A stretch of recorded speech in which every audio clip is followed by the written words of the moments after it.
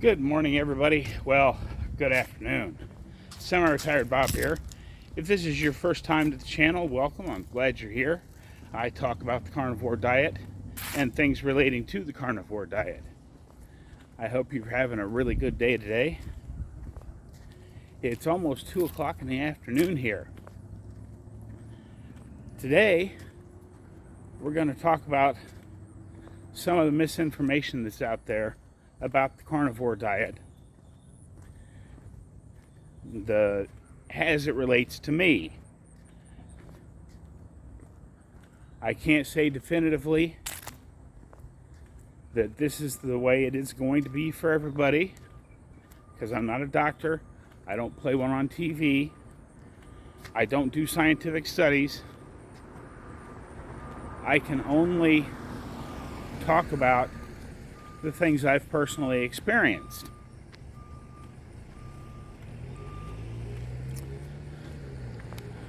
First, let me say welcome to all the new people. I'm glad you're here. What a bunch of new people we've got. Wow. I mean,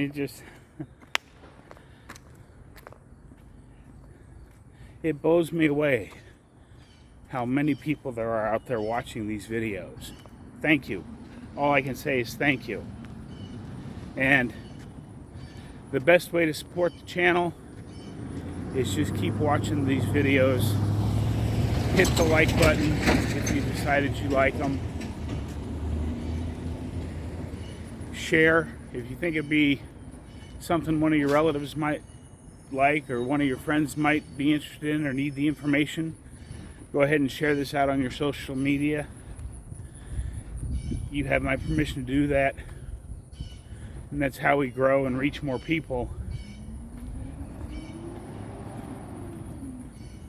Hitting the subscribe button is free, doesn't cost you anything, and it really helps the channel out.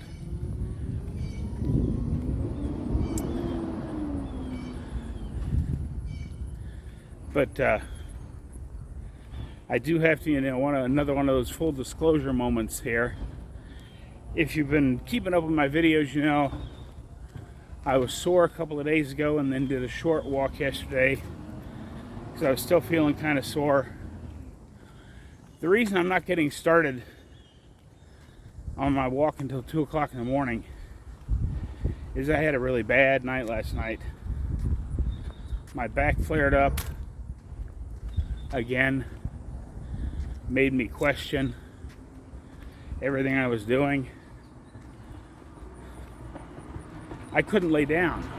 I was fine sitting up in the chair, but every time I laid down and tried to go to sleep, I could not get comfortable.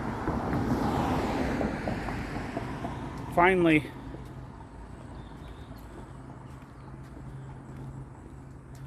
I took one of the pain pills that I hadn't been taking because I hadn't needed them, but I didn't actually throw any of those pills away because they're kind of expensive. But because I'd only had 4 hours of sleep the night before, I was exhausted last night. And part of it may have been sleep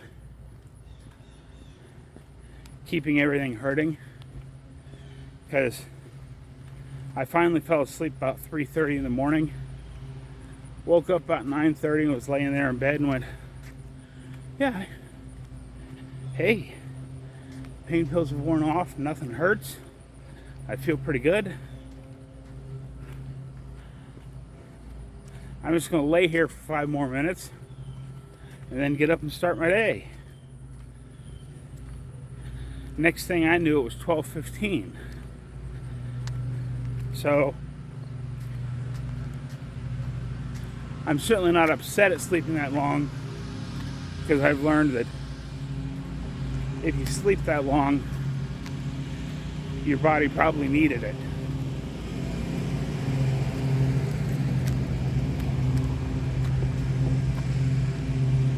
So here we go. The first stupid thing that I think people say is, well, you can't eat that much meat. It's going to destroy your kidneys.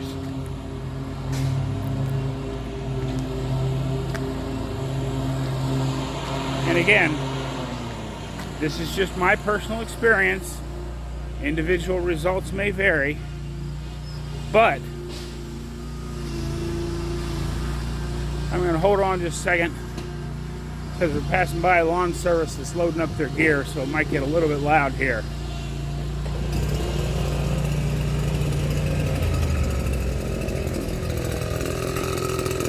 But these guys are still young enough where they have to go out and work for a living every day, so I'm certainly not going to hold that against them. How you doing today?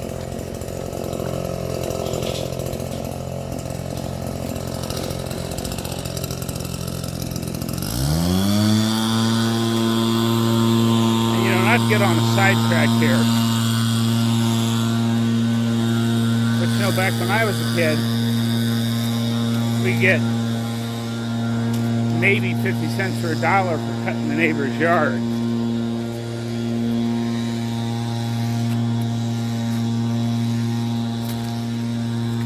Now I forget, what is it I pay my lawn service?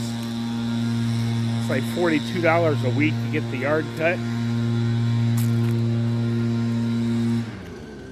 I'm thinking when I come home next spring, if everything continues on this path, I'll probably be able to fire the lawn service and do it myself.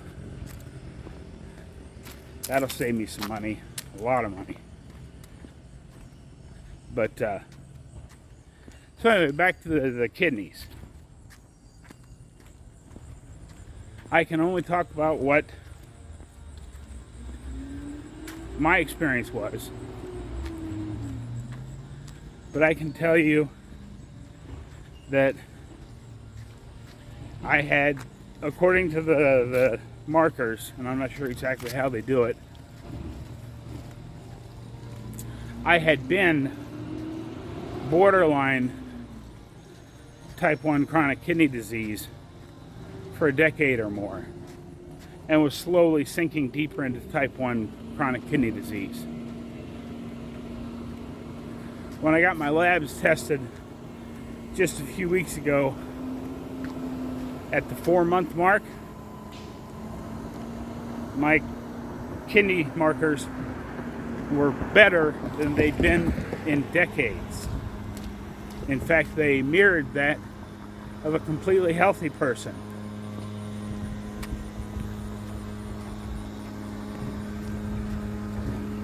So, I'm good. How about yourself?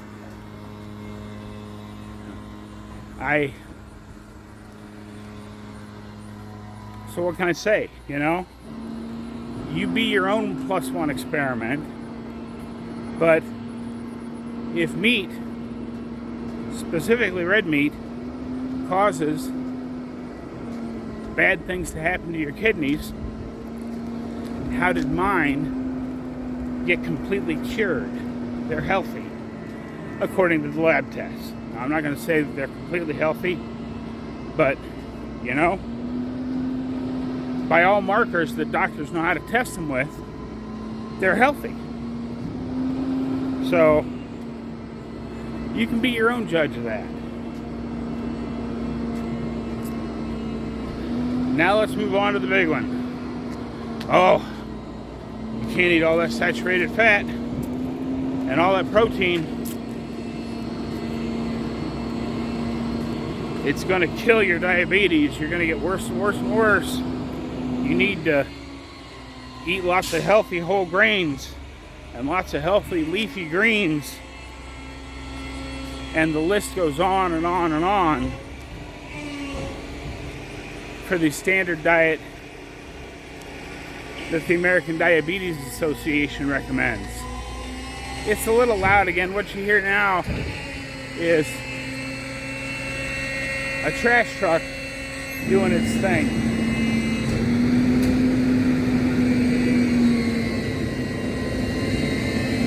And I'm actually kind of amazed. Sorry if this is a little loud.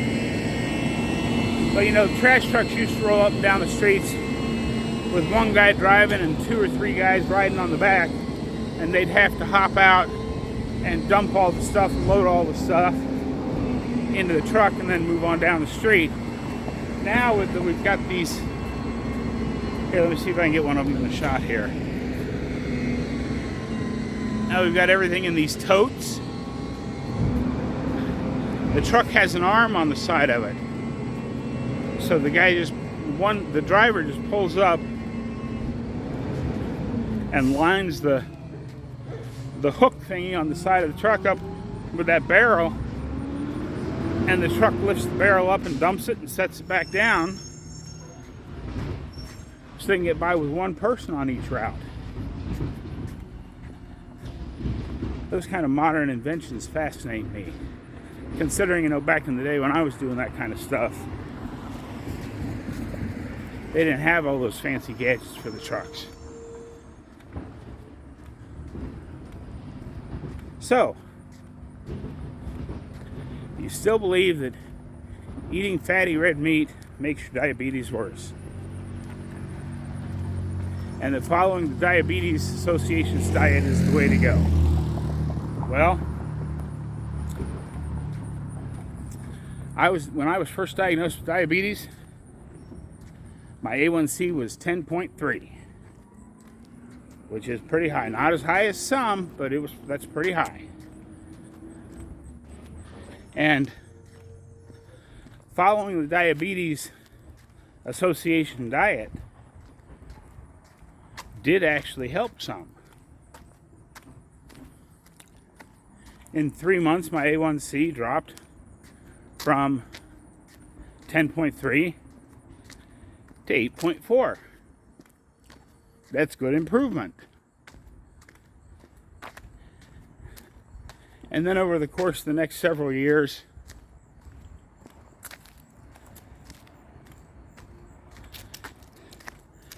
my A1C, every time I'd go to the doctor, was somewhere between 7.5 and 8.5. And he said, "That's okay. You're diabetic. You're keeping it mostly under control." I was still following the diabetes diet, but I was slowly picking up more weight. More weight, more weight, more weight. What in the world's a person to do? Well, I started carnivore. It's been just about 5 months now. It'll be 5 months on the 9th.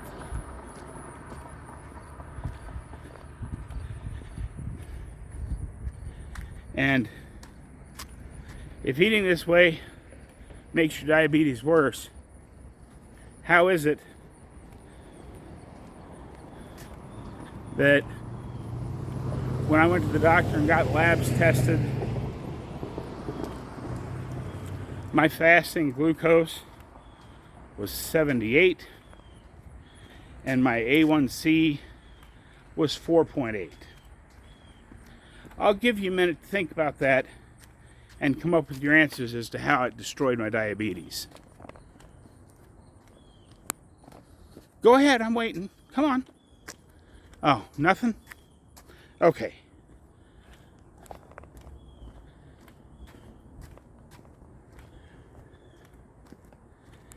The next thing we want to talk about is heart disease. Well, as some of you know, but most of you don't, because this is your first video here.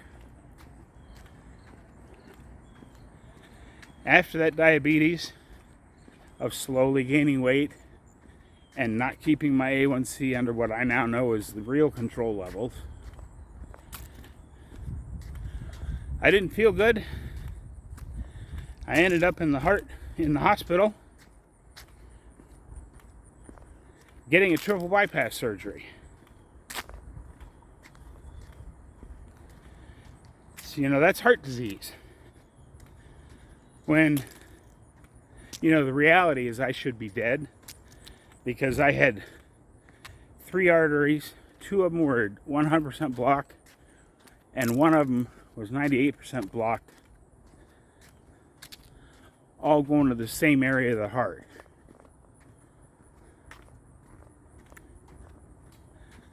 My cardiologist looked at all that and said, and your only symptom was you didn't feel good? And you walked yourself into the office? He shook his head and couldn't believe that I'd actually walked in. But I got the bypass surgery. I've never really felt right. I mean, I felt much better, of course, but I couldn't walk really long distances. Even after cardiac rehab, I couldn't really do much. And combining the diabetes diet with what the nutritionist at cardiac rehab talked about, that did such a good job of getting me healthy again. I only ballooned up to over 320 pounds again, and could only stand for 2.5 minutes. Couldn't get out and do anything.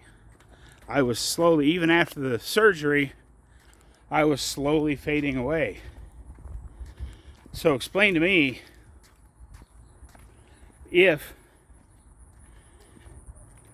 fatty red meat is bad for your heart, how am I out here on the long trip around the block again? Just a little under 5 months into it. I've been walking every day since September the 1st now. It's October the 4th, I think.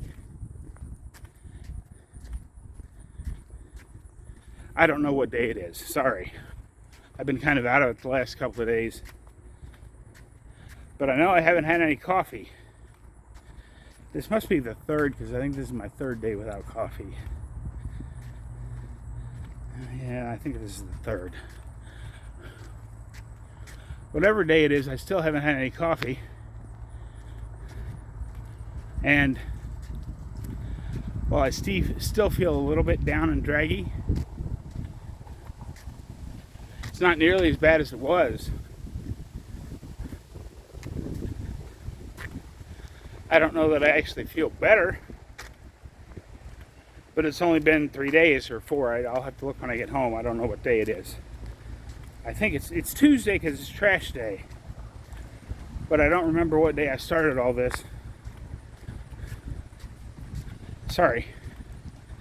But anyway, so how am I out here walking around if fatty red meat is bad for your heart?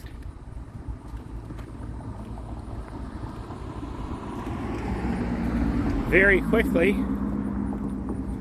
I want to go into uric acid. Mine was always double high because I have gout. Super high. And again, I used to have gout attacks every other week, once a month, even taking all the good drugs for it.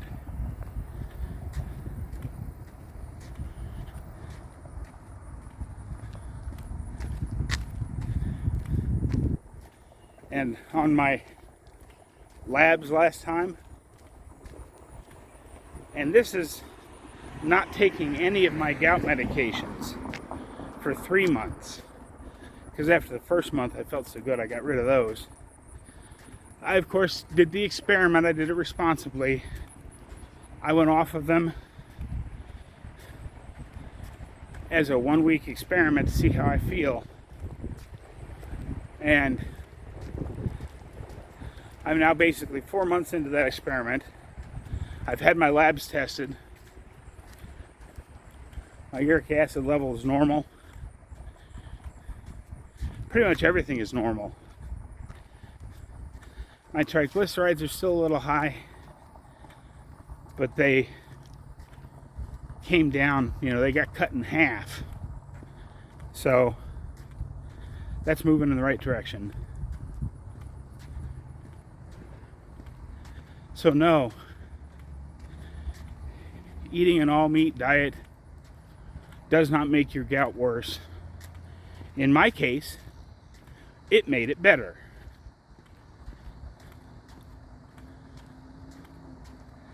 Now I'm down here at this big step. I forgot to. Last time I came around this way, I went down the driveway and walked up the street.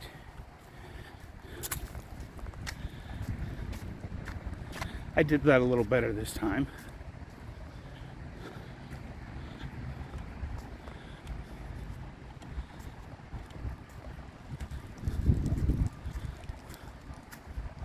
So now,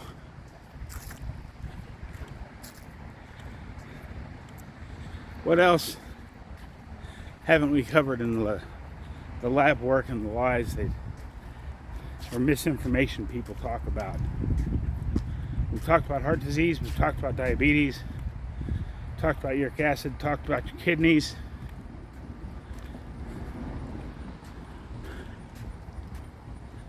Oh, okay. Yeah. I know it's been very common practice over the last several decades, because the standard American diet will make your gallbladder sludge up. A lot of people have had their gallbladders removed, but you can still do this diet. The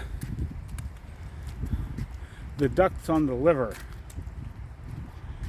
will actually expand to store some bile, because that's what your gallbladder does. It stores bile. But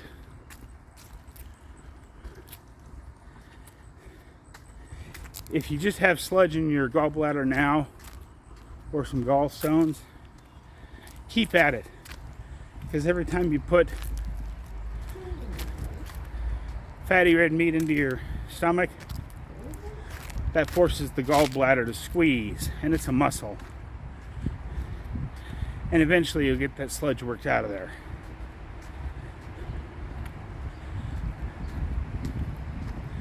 I'm on the long backside hill back up to my street. So that's the gallbladder covered very briefly.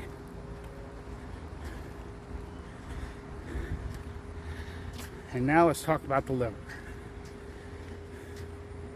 The big elephant in the room. Oh, you can't eat all that fatty red meat. You're going to destroy your liver function.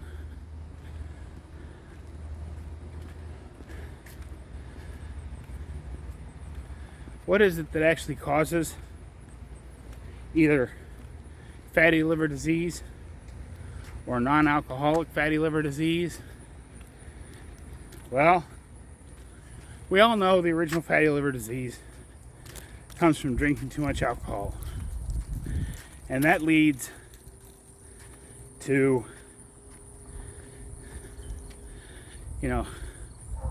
cirrhosis of the liver, and then needing a liver transplant or death.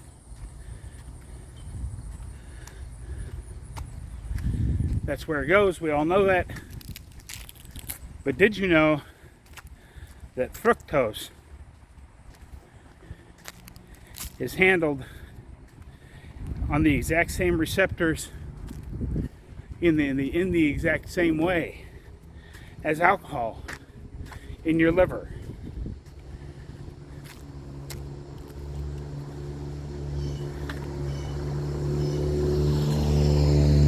And it can handle a certain amount, which means if you have one orange for breakfast, or a half banana, or whatever else it is that has fructose in it, your liver can keep up with that. As long as you didn't have a couple of shots of Johnny Walker Blue the night before.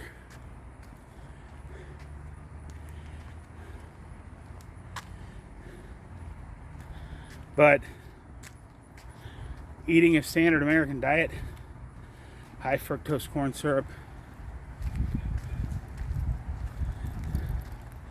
just all the fructose that's involved with eating a heart-healthy diet, or a diabetes healthy diet, both of which suggest, I forget what it is, 3 to 4 servings of fresh fruit a day, plus these vegetables, plus these whole grains, dumping way too much fructose into your system.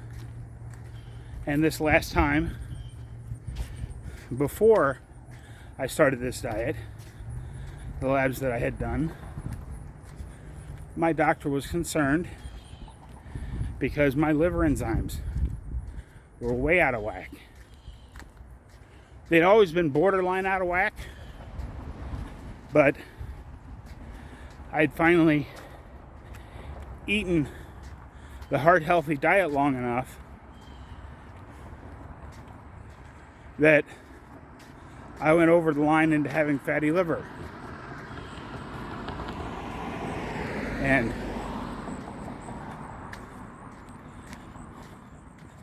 my liver markers were way, way, way out of whack. Well, if eating fatty red meat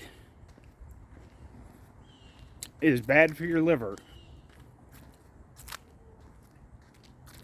how is it that in my labs at the 4-month mark, which has been a few weeks ago now, how is it that my liver markers were not only normal, but on the low end of the normal scale?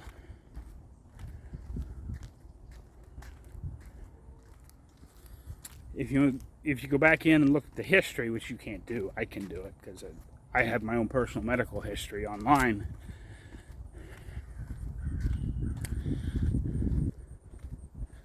My markers were lower than they'd ever been, dating back to a couple years before my heart surgery. So, explain that one to me. How does that work? If fatty red meat's bad for your liver, how did my liver get cured?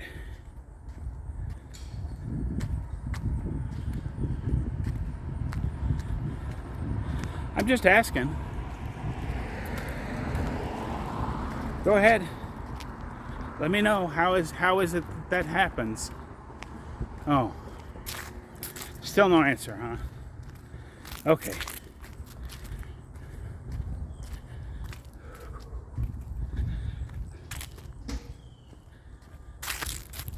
I'm feeling pretty good today.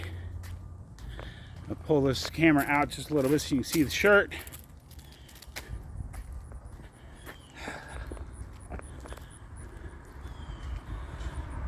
What else? Was there anything else I needed to talk about today? I need to find something to talk about because I can't actually see my house yet because of the hill, but I can see the road that dead ends into my house.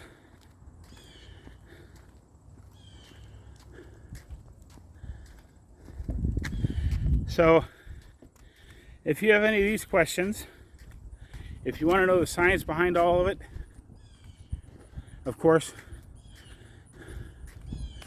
Dr. Ken Berry has a YouTube channel with over 600 videos. Go ahead and watch some of those. Dr. Sean Baker Go watch his stuff.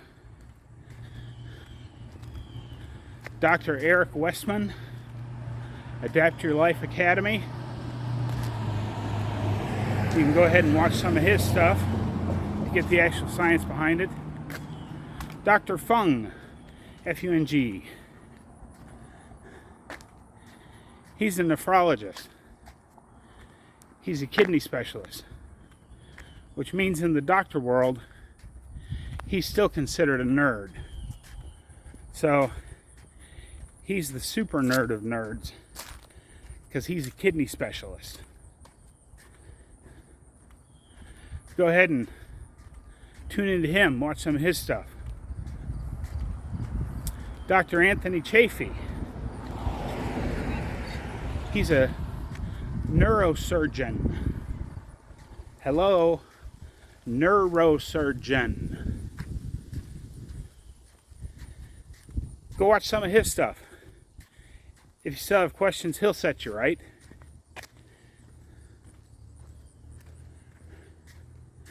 Yet in the face of all this, all these N+1 experiments, plus all the research information that these doctors are putting out there, you still have doubts? Even if you have doubts, what's it going to hurt you to try it for a month? Go ahead, jump right in, try it for a month, see how you feel. That N+1 experiment is the best experiment you can do. You know, I'm at the house, I still feel fairly good. I'm going to walk down to the corner here. Even though I'm out of things to talk about, I just finished the big loop, which is about 1.5 miles. Now I'm going to go down here to the corner and add on what I did that first day.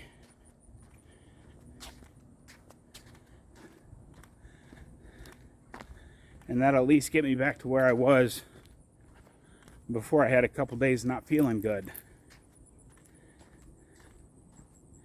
Now, in your 1% better, if you have a setback day and it pushes you back a little bit, see how you feel. I don't want you out there hurting yourself, doing too much, trying to, stay super committed to the 1% a day better. You don't have to try and make up for time you lost while you were sick. If you want to, you can, but listen to your body. And if it's starting to say, whoa, dude, take a break. Why did I say, whoa, dude? What am I, 30? Sorry about that. Maybe it's just Dr. Berry says dude an awful lot. And he's not as old as I am by a long shot. But he's still too old to be saying dude. And you can tell him I said that. But go ahead, spread the word, get the word out there. Go ahead and hit the like, the subscribe, leave a comment, do all those YouTubey things.